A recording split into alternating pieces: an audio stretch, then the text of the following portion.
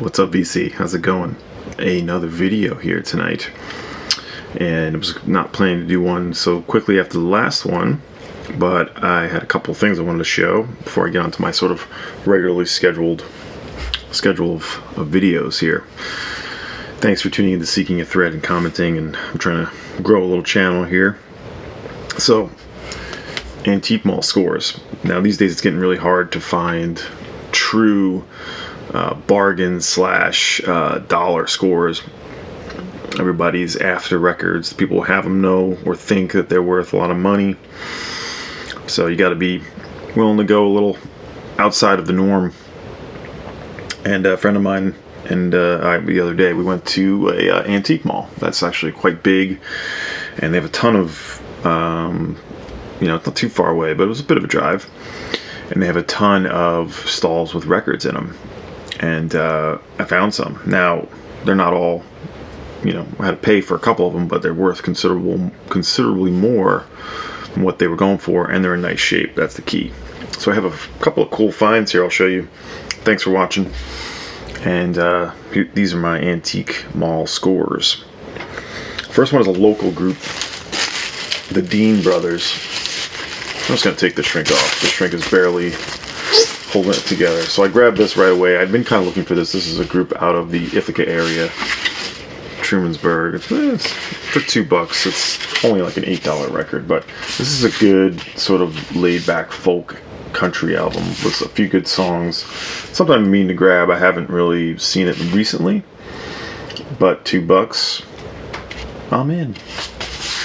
I'll show you the label real quick. It's on a label called Pilgrim Records from, let's see, what's the year on this puppy? It is not dated. Late 70s, early 80s, I think. But this is on Pilgrim Records, the Dean Brothers. That's probably the least exciting one. It does get a little better. This one needs a clean. So here's one I already own. I own the new Analog Productions issue of this. I've been meaning to get a copy of it. I just got that, and it sounds amazing. But it's still like an original, and I found a very clean original. Pastel Blues by Nina Simone. You'll see the price sticker on the back is $28. I actually got it for $24. Got a little discount with buying a bunch of things. I haven't cleaned these up yet, but I'll probably get this tape off. But this is in nice shape, which it is. It can sell for maybe 3 times that. Sort of her most desirable record, I think, and one of her best records too. Very clean mono, deep groove on the Phillips. Very clean, looking great. So I knew for that price, like, I'd already the Analog Productions issue sounds amazing, and I kind of wanted to complement that with an original mono, and lo and behold, there it is. So very cool. Like I said, it wasn't $1 or even $5, but sometimes you can't be shy when you know something's worth more than what it is, and this is certainly it. So those 2 records were both from the same booth, and then I walked around for a bit more, found some more stuff. Now, this is by no means a score. This was what I think it was $6. I grab Tom Petty records when I can. Ever since he passed away, they've been going $15-20. Like, I'm not going to be doing that. So for $6, yeah, absolutely. And this is an excellent record of his. So I haven't even pulled this out yet. But we do have the insert here. Yep, in decent shape. Inner sleeve too, so that's good. Oh, I think I checked the condition on this. Yeah, it's good. Needs a clean, like most of these records, but $6, in a record store they're trying to get $15 or $20 for this, so I'll take it for $6 all day long. And with the added caveat that this cover, of course, features Tom in a record store, so love that. This next one I took a hunch on for $2. We have a lot of country records up here. I mean, more than you might think in upstate New York, and we come across a lot of them. And this one I hadn't seen before, and I'm glad I grabbed it for $2. This is Marvin Rainwater, songs by Marvin Rainwater. Now, out of all these records, this is the one I haven't heard yet, but I had a hunch And sure enough, yeah, it's about in nice shape. You know, country records, you can find, you know, there's a few that can be mega rare, but for the most part, they're pretty cheap. Now this one is in pretty good shape. It's on the Deep Groove MGM label. And this one, again, is about a $15 to $20 record, actually. And I need to hear it. Everything else I'm familiar with and have mostly heard. So, you know, it's not like an incredible score or anything, but it's not a country record I usually see, so I grabbed it, and I have a feeling this one's going to be sticking around. It's in nice enough shape, the sleeve's good. Record's probably VG+. But a lot of these old pressings you may know out there, late 50s, early 60s, even mid 60s, they can look like trash, but they can actually sound quite good for what they look like. They were just pressing really beautiful records then. So this is Marvin Rainwater, his first album. And so then to make a long story short, I looked through all the different records, mostly just didn't find anything, or just nothing that really was moving the needle, you know, overpriced rock records.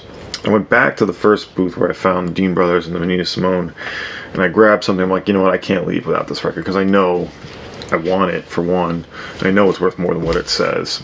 And this is a first on VJ of John Lee Hooker's Burnin'. And it's like one of the very early variations. It's like one of those things where it's a slight different label variation, but this is the original 1962 pressing. VG sleeve. And this one I cleaned up and listened to already, and it sounds beautiful. This is in great shape. The early John Lee Hooker records are incredible, and they recorded this impeccably. And I took the sticker off, but this, after the discount, was $22, and this was the score, because this one goes north of 100 in nice shape for sure, maybe more. So I left it at first. I'm like, yeah, I don't know because I saw it in that booth, and I left it, just grabbed the Nina Simone and the Dean Brothers. I'm like, man, I don't know that's that great of a deal. I thought twice about it. I didn't even look it up or anything. I'm just like, I'm gonna go grab it. I was like, I'm not finding anything else, let's just do it. They gave me a discount, $22, let's do it, and I'm glad I did. Great sleeve. The sleeve's in beautiful shape. Not too bad ring wear for the black sleeve. You know, I definitely collect a lot of blues records when I can find them, and I like the earliest John Lee Hooker records the best, and this one is a smoker. It's got his signature song on it, Boom Boom, and some other great songs on here as well. It sounds great. Oh, it sounds good. And this is another one from the same booth. I hadn't seen this one before, but it's on the Prestige Bluesville label. Hadn't seen it. Like, you know what? It was $15. Let's do it. And this is Mildred Anderson with Eddie Lockjaw Davis, Person to Person.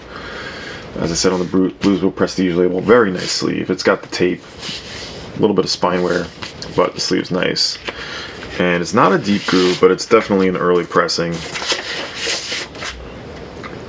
Record's in nice shape. We got the RVG and the dead wax, so that's good. And this one is a beautiful record. Jazz vocalist, great voice. On this also is Shirley Scott and Arthur Edgehill and George DeVivier on bass, and Eddie Lockjaw Davis on tenor. So I'm excited to find this for $15. And this one, the deep groove the non-deep groove I didn't see, but this has got to be the second. This is probably a $30 to $40 record, so a nice score. And the last one is probably the best score of the day in terms of what I paid for it. And that'll be it. But so we went to another antique mall about 15 minutes away, and a record store. Nothing much in the shop to speak of, but the antique mall was awesome. And they had a bunch of records, but right in one part of this antique mall, a whole ton of records, nothing there. But in the front, right when you walk in, there's like one big tub of maybe 60 albums. $6 each on the bin. I'm like, man, I'm looking through it. It's all just like your basic, it's like, $2 records that should be $6. Your basic rock records, 80s pop. I'm about to give up. I get right to the back, and what do I flip past but a nice original stereo pressing of Forever Changes, which I have. I have stereo and a mono pressing. My mono is not the best shape, but my stereo pressing is probably not quite as nice as this. So this I'll do a little swap out and upgrade my copy. And this is of course on that original with the Love logo, Electra label. I haven't, I think I have the exact same pressing variation, I think. But I'm going to upgrade that one and sell this one, I suppose. I know this sleeve is nicer than the sleeve I have. The sleeve I have has got some burn marks on it. The record, as I'm looking at it now, it's definitely good. Not good, great, but probably a weak VG plus. I think it's going to play better than that. It does need a clean. But finding this for $6, I mean, this one can fluctuate because a lot of times you see it in rough shape. But I think this is about a $40 to a $50 record for sure. And I couldn't believe it was in there. It was like right in the front of the store. No one had clearly looked through this bin unless they just put it there. But it was amongst like a bunch of other, just nothing to pay $6 for. My buddy was a little pissed that he didn't get it, but he may get the one I downgrade. Who knows? So great to find this. And that's it. Those are my Antique Mall scores. It doesn't happen all that much these days, finding records for more than what you paid for them. And, you know, hopefully I can find more dollar records that are worth $50, $60. But whatever, you know, good value, fun, digging, and a few really great records to add to my collection. So thanks for checking this out, VC. I appreciate it. I got a couple of really fun videos I'm cooking up. I won't say too much about them otherwise. Just posted a new radio show via Mixcloud and Google Podcasts and all that stuff. You can find it at the links below. Thanks for everyone for commenting and whatnot. I'll see you next time.